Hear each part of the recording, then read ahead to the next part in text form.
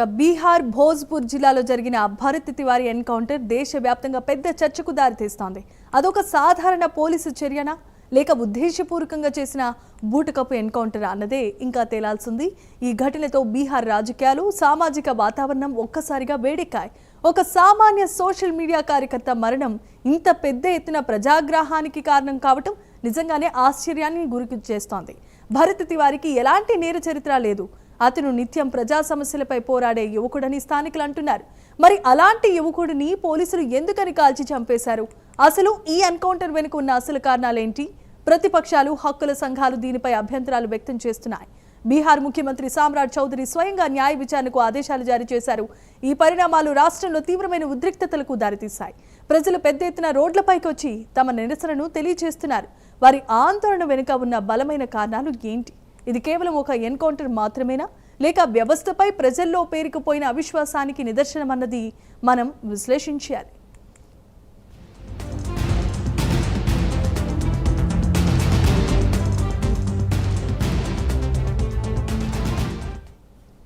Encounter బీహార్లో భోజ్పూర్ జిల్లాలో జరిగింది. భరత్ తివారీ వయసు 28 సంవత్సరాలు. సోషల్ మీడియా వేదికగా ప్రజా సమస్యలపై చురుగ్గా గళం వినిపించడం ద్వారా ప్రజాదరణ పొందాడు. అతని నిర్భయమైన స్వభావం, నిబద్ధతతో కూడిన సామాజిక సేవకు స్థానికుల్లో మంచి పేరుంది. ప్రజలు అతనిని తమ నాయకుడిగా చూసేవారు. అందుకే అతను పోలీసుల ఎన్కౌంటర్లో మరణించినట్లు తెలియగానే భోజ్పూర్ జిల్లా ఒక్కసారిగా ఉలిక్కిపడింది. కుటుంబ సభ్యులు, గ్రామస్తులు పోలీసుల కథనాన్ని ఏమాత్రం నమ్మటం లేదు. భరత్ తివారీని పోలీసులు పథకం ప్రకారమే చంపేశారని ఆరోపిస్తున్నారు. ఈ విషయంపై నిష్పక్షపాత విచారణ జరిపించాలని గట్టిగా డిమాండ్ చేస్తున్నారు.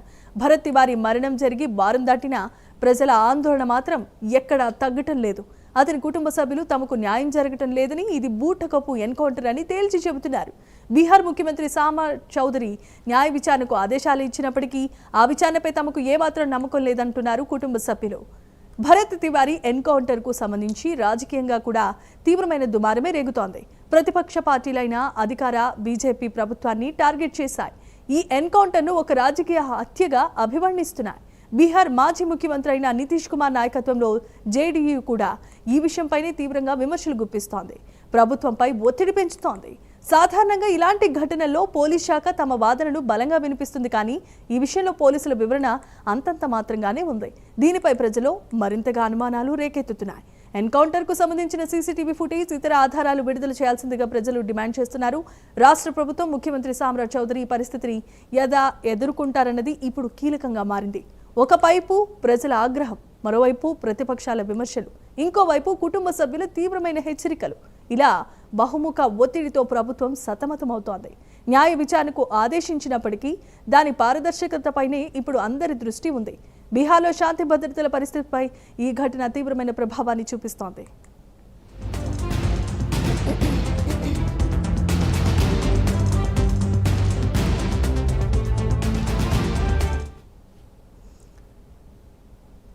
భరత్ తివారీకి మద్దతుగా పెద్ద సంఖ్యలో ప్రజలంతా రోడ్లపైకి వస్తున్నారు. నిరసన ర్యాలీలు నిర్వహిస్తున్నారు. ప్రజల నుంచి వస్తున్న ఆగ్రహాన్ని కట్టడి చేయటం పోలీసులకు కష్టంగా మారిపోయింది. భరత్ తివారీ కుటుంబ సభ్యుల కేసును సీబీఐకి అప్పగించాలని డిమాండ్ చేస్తున్నారు. రాష్ట్ర పోలీసుల విచారణపై తమకు ఏమాత్రం నమ్మకమే లేదని స్పష్టం చేస్తున్నారు. ఈ డిమాండ్ను ప్రభుత్వం ఎంతవరకు పరిగణలో తీసుకుంటుందో చూడాలి. రాబోయే రోజుల్లో ఈ కేసు బీహార్ రాజకీయాల్లో, సామాజిక వర్గాల్లో మరింత ప్రకంపనలు సృష్టించే అవకాశం ఉంది. భరత్ తివారీకి న్యాయం జరగకపోతే ఉద్యమాన్ని మరింత ఉధృతం చేస్తామని పలు ప్రజా సంఘాలు హెచ్చరించాయి. ఈ భరత్ తివారీ ఎన్కౌంటర్ కేసులో మరో కీలకమైన కోణం కూడా ఉంది. అతను సోషల్ మీడియా కార్యకర్త, ప్రభుత్వ విధానాలను, అధికారుల అవినీతిని ప్రశ్నించేవారు. అందుకే ప్రజల్లో అతనికి అంత మంచి గుర్తింపు ఉంది. అలాంటి వ్యక్తిని పోలీసులు ఎందుకని లక్ష్యంగా చేసుకున్నారు? ఇది కేవలం ఒక నేరపూరిత చర్యను అడ్డుకునే ప్రయత్నమా, లేక అతని గళాన్ని అణిచివేసే ప్రయత్నమా అనే అనుమానాలు కూడా వ్యక్తమవుతున్నాయి. భరత్ తివారీ హత్య వెనుక ఏదైనా బలమైన రాజకీయ కోణం ఉందా అన్నది కూడా ఆరా తీయాల్సిన అవసరం ఎంతైనా ఉంది. బీజేపీ పాలనలో శాంతి భద్రతలు క్షీణించాయని ప్రతిపక్షాలు ఆరోపిస్తున్నాయి. భరత్ తివారీ ఎన్కౌంటర్ ఉద్దాంతం కేవలం ఒక హత్య కేసుగా మాత్రమే కాదు, ప్రభుత్వ విశ్వసనీయత, పోలీసుల బాధ్యత, ప్రజాస్వామ్యంలో పౌరుల హక్కులు, ఇలా అనేక విషయాలపై తీవ్రమైన చర్చకు దారితీస్తోంది.